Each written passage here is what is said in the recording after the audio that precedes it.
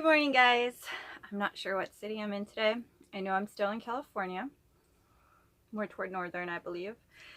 When I post this, YouTube will be able to give me my location, ironically enough. So thanks, Google, for that, and YouTube and all that. Today, I'm feeling really good. I want to share some thoughts. And so here I go. Father, Mother, ancestors, give me the words. This whole coronavirus thing, it has a lot of pull, doesn't it? Like a whole grip of a pull. And as I've been traveling the last bit here of time, I haven't been bombarded by anything outside of alerts from YouTube that has some of the channels speaking about it a lot. But when you're traveling, you're very much in the moment, and a lot of the places you don't have internet, so you just get to look around and live in the space that is provided. And so I'm going to tell you a little bit about my little coronavirus as far as it's been put into my life. And that was, I was in Los Angeles. We were in Los Angeles a bit ago, and it was a very nice RV spot. We don't usually get to hang out in RV spots. We find other spots. And in this particular spot, it was just super, super nice. In the middle of, like, almost middle of Los Angeles somewhere. I forget what it was called. But it was, I had a pool that was heated. Like a full-size pool that was heated. And designed to obviously exercise, you know, but extra wide. It was really nice. And it had a jacuzzi that could easily fit like 25 people. It was really nice. It had all sorts of like laundromats and all this other stuff. The store was fully packed. It was just like a sweet spot, right? And everyone around us, I mean, the whole place was packed. We were very lucky. Thank you, universe, for allowing that. We just slid on in there. It was a little pricey, but in that moment, when you're in Los Angeles, very few spots you can, you know, pretty much anywhere in California. I think they spent most of their money on making signs that says do not park. But that's a side note. Point is, there was these really nice ladies that I met there, because, you know, I have a cat that I walk and 2 dogs that I walk, and we got to talking like we all often do. Pet owners get to talking when they're walking their animals, and we greet each other that way, and it's awesome. And after having 2 long conversations with these ladies on separate times of the day, separately, I would do what I always do, which is go shake their hand or give them a hug, you know, nice chat, catch you on the next side, you know. But both ladies pulled away very strategically, and we're all smiles and everything, but we're on their way. And then it reminded me in my head of when I was at Hopi Reservation and I went to go shake people's hands, and instead of shaking people's hands, it was like this very light, like, ew, like I don't want to touch you bit almost. But that was my ignorance. I learned that the reason they don't touch like this, like we do, is because they're very aware of energies. And in their world and in their culture, you can pass negative energies. So you kind of test the waters, right? So I learned to appreciate and respect that. And so in that thought and frame of mind, I went, what is preventing these ladies from making connection, physical connection? Oh, wait, could it be the coronavirus thing? Interesting. Well, later on, fast forward to, yes, there's a jacuzzi. Hell yeah, you bet your butt I'm gonna like be getting in that jacuzzi. So me and Tim go to get in the jacuzzi, and there's only one other lady. Incredible life, incredible husband, incredible situation she's got going. It was great chat. But outside of her, there was nobody anywhere. So it kind of hit me like, oh yeah, people really are not getting together because they're afraid of this virus. And that was confirmed when I left. When we left the jacuzzi, I saw this gorgeous pool that's slightly heated, and it's like, I gotta go swimming in this thing. So I tell Tim to just wait up I got to. So I get in and I swim all the way this way and swim all the way back to see, like, which reminds me, is a lap going all the way there and coming back? Is that a full lap? Or is it just one way a lap? But anyway, if somebody could tell me that, that'd be cool. I did what I think was a full lap. And then I got out and it felt so good, and I couldn't believe I had such an incredible moment to now nourish in my heart, because it was such a great, the moon was out, the stars, this pool was heated. I mean, it was just so much luxury in my world that it was just such a refreshing moment. And I get out and Tim's like, yeah, you did that actually pretty fast. And I was like, cool. And then I'm just all happy. And there's this gentleman walking his little puppy, his little dog. And he looks over at me and just like starts talking about how courageous I am to be in a public pool with the coronavirus going around, like. And so why am I telling you this story? Because I realized that for whatever reason, due to my lack of focus on it, I wasn't getting to experience these joyous moments of complete no fear, just like gratitude. Because maybe the person that gave up their spot for us to actually have a spot in Los Angeles, which is really hard to find, was because they didn't want to go out in public. They preferred to stay home. And so we got this bitchin' spot. I mean, it was a bitchin' spot. And all the people that were cooped up in their spots didn't want to enjoy this incredible pool and luxury of a jacuzzi. And I was able to do my clothes really fast. It was just people. The park was packed, but nobody was going into the common areas. I even got a free book from chit-chatting at the lady at the store, because there was nobody in there. It was like, how is this? So I stay in gratitude. That's all I've been gathering about the coronavirus till the last like week. I listened to a couple of channels, and they express wisdom that's gifted to them by their guides, and feel good, like Dr. Phil, feel good. Had this whole thing on the coronavirus.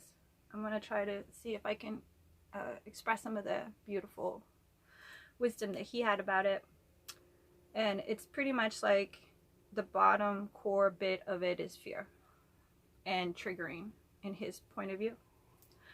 And it's like, you can deny and deny and deny your own issues of not knowing thyself and loving yourself and self-parenting yourself and caring for yourself and making yourself the best you can be all you want.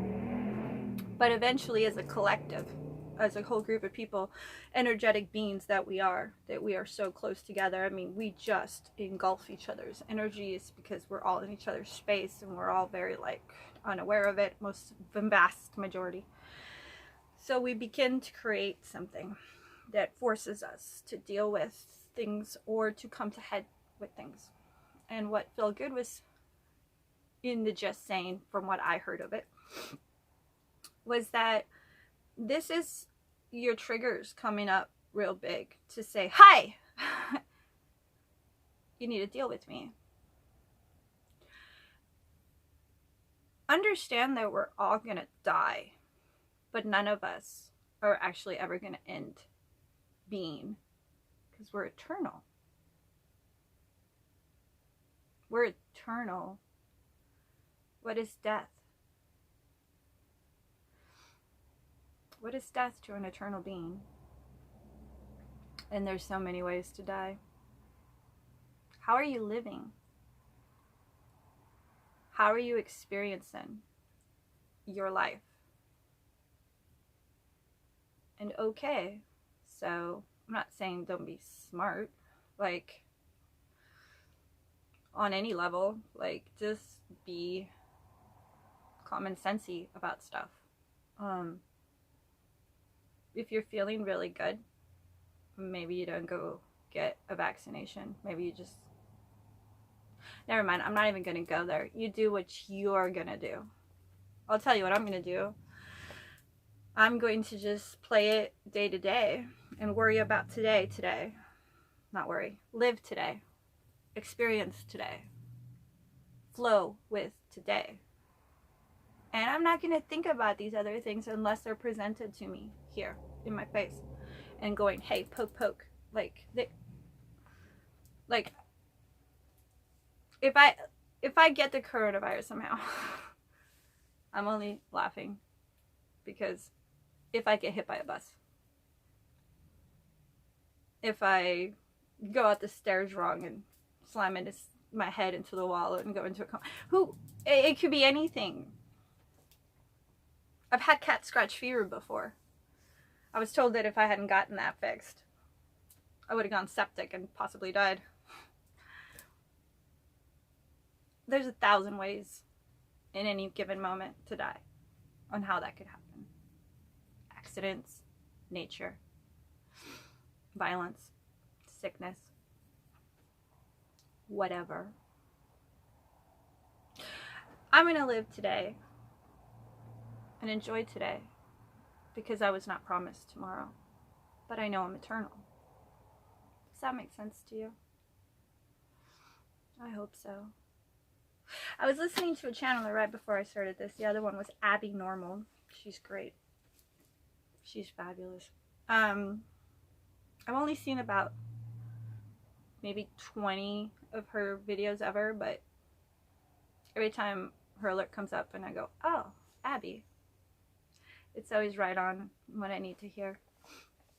So I'm going to share her message because it was so dead on. She went into the energetics of the coronavirus, and pretty much the way she spoke it, I'm going to speak it in my terms. How I learned to cope with anything and everything.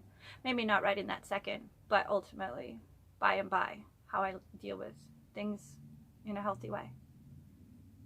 Everything is your teacher, and everything is a reflection of you, as in, you're all one. What does this mean? Everything is your teacher.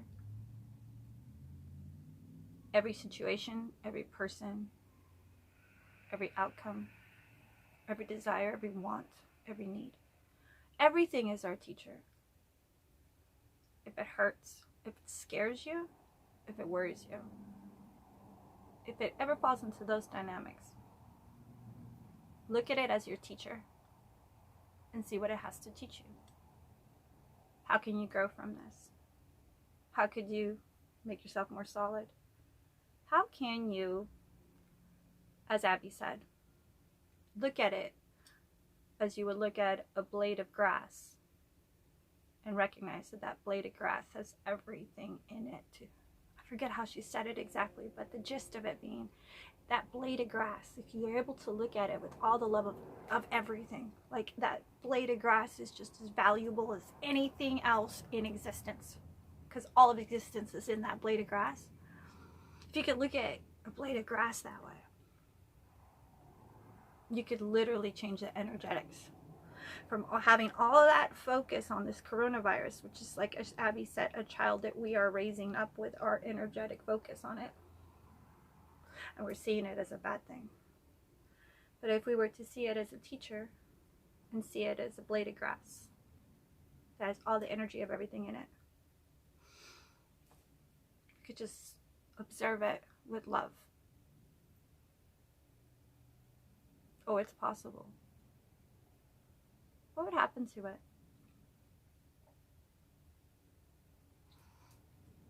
It would go back into itself, back into the energy, and become something else. Something more attuned to what the collective energy is focused on. Is it the end of the world? Maybe. But not in my world. And that's all I can do. I choose to be a builder. So destroy things as you will. There will be some of us who wish to build it back up. Because it's worth it. This planet is worth it. The people are worth it. The people that want to work. You know how much heart you have to put in the work? To enjoy the work? to revel in the work, to have your energy be raised up by the work that you do. It's possible. But only if you're not in fear. If you're like, screw this place, as Abby was talking about. You know, those people that are like, I'm done with this place, screw this place, I'm outie, like, I don't want to be here, blah, blah, blah, blah. I want to go hang out in a cave. What good is that? What good is it? Create something better. Be better. Not for other people. Don't start there. It's a false premise. You gotta believe it in your heart. Do it in your heart, because there's nothing else to do that you want more than that. To be happy. To be of service. Start with yourself. If you don't have that in your heart, you're not helping the collective. And you can get all sorts of distracted with all sorts of things and all sorts of people and all sorts of circumstances and situations and da da da da da. Or you can center yourself. Be at peace with yourself enough and sustainably long enough that your life becomes that of, what am I doing today? And it doesn't necessarily have to do with doing. It's a duality there, it seems, but it's not really.